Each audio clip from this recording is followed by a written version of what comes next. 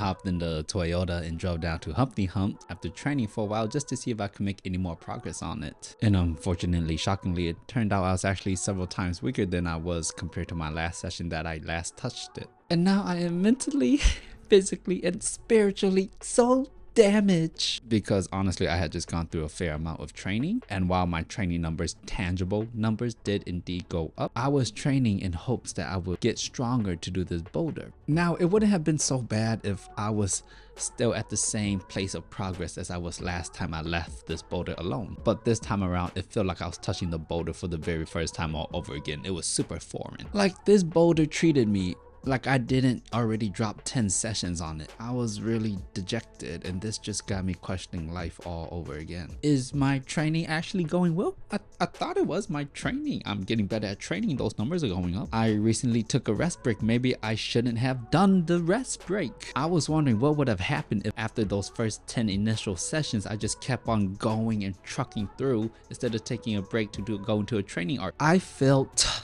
like I made 100 mistakes, all for the right reasons, but they were still mistakes, and I was just really distraught. I was legitimately just about to pack up my crash pads, my shoes, and just go straight to the gym and just start training like a madman, because that's typically how I cope with these type of problems. I diagnose the issue, look for the weakness, and I delegate a new plan of attack, and I attack. But I drove so far down here already, and more importantly, when things don't turn out the way you expect them to, you got to make the best of it. I learned this lesson a very long time ago, back before I started climbing, back when I was into general fitness bodybuilding type stuff. And if I had a quote unquote bad training session or bad workout, I would literally emotionally break down, and I would contemplate life just like how I was doing right now. And that type of mindset does no one no justice, especially me, because it is my mind, right? On bad days, you gotta do bad day type stuff. Welcome to Down Under V6. I would normally never look at a boulder below V7, but sit down,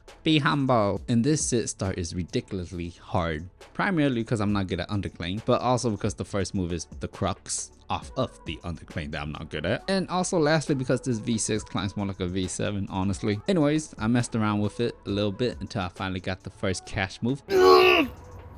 Nice. Now it's time to figure out the top sequencing using these really particularly good crimps. None of them were inherently that bad, and so eventually I decided on a hand sequencing that I would elect to do once I got the first move. But then that just left the last part of the problem, which was going upwards and left. And the thing that made it hard was that the footholds on this boulder problem did not exist. I mean, I'm sure they existed, but it was more like they were there for aesthetics, not so much practicality. And so I was stuck here wondering how I would end up to the top left of this boulder. And through big brain prowess and the powers of observation, I figure out that this lip is an absolute jug. So I'll just dyno to it and skip all this crimpy sequence. Yeah. Now this dyno wasn't exactly a physically demanding dyno by any means, nor was it even a very hard dyno by any means, but it was indeed a very mentally scary dyno, because if I had fallen, I would have maybe not ever get up ever again. But I put on my biggest boys shorts and I got it,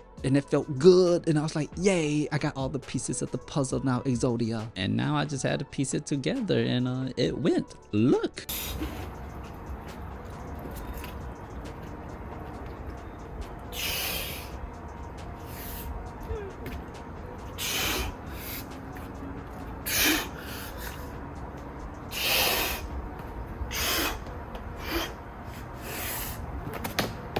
Yes! Nice! And after doing the problem, it felt rather good. Maybe it's because I'm such a grade chaser, he who chases grades, that I had totally forgotten what it's like to try hard on easier climbs. Like if I'm not doing like max outdoor projecting, I don't really try that hard on outdoor boulder problems. And that type of attitude and mindset just, well, first off, makes it harder for me to do the boulder and doesn't make the boulder as fun because I'm half-heartedly doing it. And one would say that having fun is pretty good for longevity. And thus, after that problem, I approached Snake Tit V8. Honestly, I don't really like this problem. The first time I tried it, I was like, nah, I'm good. Partly because it was only a pathetic V8. Please, only 10s for me.